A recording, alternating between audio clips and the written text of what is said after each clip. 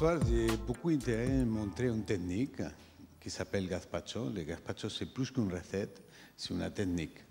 Le gazpacho, tout le monde sait que c'est une soupe froide avec des tomates, mais les tomates ils viennent de l'Amérique dans le XVIIe siècle et nous, on faisait déjà des gazpacho dans l'époque romaine.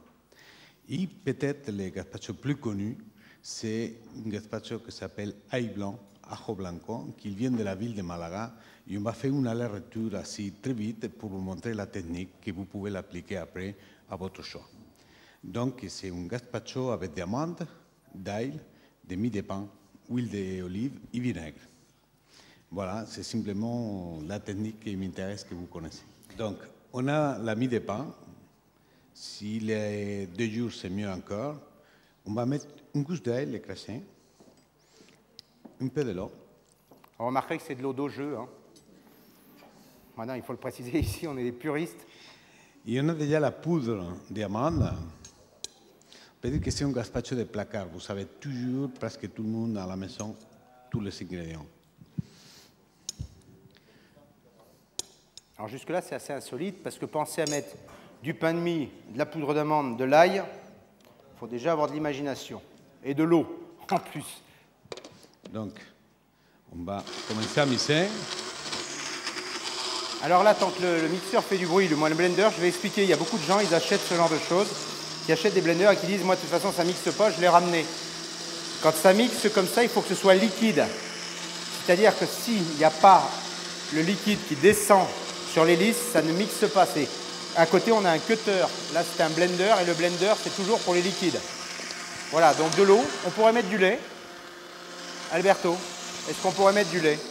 Est-ce qu'on pourrait, à la place de l'eau, mettre du lait? Est-ce qu'il y aura un intérêt? On fait autre chose, pourquoi pas, mais dans celui-là, c'est bien. Par contre, si on veut manger le gazpacho avec des langoustines, vous pouvez cuire les langoustines dans l'eau, les décortiquer, les mettre là dans une assiette et mettre l'eau de cuisson à la place. Et un gazpacho, c'est toujours, dans l'esprit, c'est toujours froid ou glacé. Oui, mais on peut les ajouter avec des produits crus, cuits, mélangés. D'accord. Donc ça, c'est une nouvelle aperture que j'ai faite dans. Mais ça sert quand même froid ou glacé. D'accord. Même des gazpachos sucrés. D'accord. Donc on va saler un peu.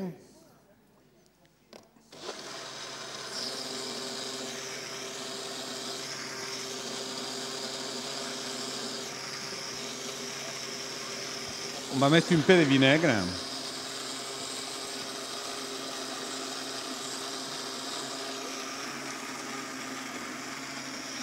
On va émulsionner avec de l'huile d'olive.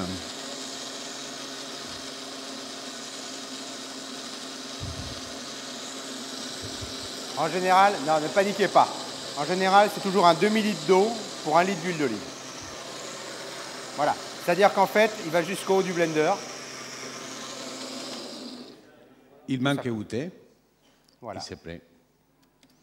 Je vais quand même le tester avant, moi, parce que... Bon, la texture. Alors voilà. Alors c'est important, il y a 2 choses à vérifier dans ces cas-là. On le dit tout le temps, liaison et assaisonnement. Liaison, c'est quoi? Il ne faut pas que ce soit de l'eau de pluie, mais il ne faut pas non plus que ce soit une béchamel. Hein, vous voyez, toujours une petite consistance. Très agréable, ça punch aussi. Non, mais... On sent bien l'amande. Maintenant, tu vas me servir un verre qu'on va monter. On va trinquer, puis on va vous... Alors attendez, il faut déjà que j'arrive à sortir ça. C'est pas gagné, voilà. Allez. C'est bien travaillé. Donc vous pouvez changer les ingrédients, vous pouvez mettre des tomates, des concombres, tomates, des avocats. Classique, hein, le plus classique, bien sûr. Il a parlé tout à l'heure de son fameux pain de mie. Il faut savoir qu'en général, c'est souvent de la mie de pain. Et plus elle est rassie, hein, en général, on lui met 4-5 jours. Pourquoi le pain rassis? Parce que déjà, le pain, quand il est trop tendre, il aurait tendance plus à faire des boulettes dans le blender qu'allié. Et il faut savoir que le pain, quand il rassit, il a tendance, je parle bien sûr du bon pain, alvéolé, fait au levain, etc. Et il a tendance à prendre en plus bon goût. Voilà. C'est pour ça qu'on faisait aussi le pain perdu avec des pains qui étaient rassis. Bon, voilà un petit peu le pourquoi du comment. On va vous faire passer quelques verres. On va monter dans les gradins cette fois-ci. Tu vas venir avec moi, Alberto? Allez-y. Voilà. Et puis il faut savoir qu'à partir du moment où vous aurez acheté un blender, vous pouvez faire exactement ce que vous voulez en termes de gazpacho, de choses comme ça. Et c'est vrai que ça permet en même temps, au niveau des goûts, de s'amuser, de découvrir et de partager. Donc ça, c'est amusant, c'est un gazpacho aux amandes.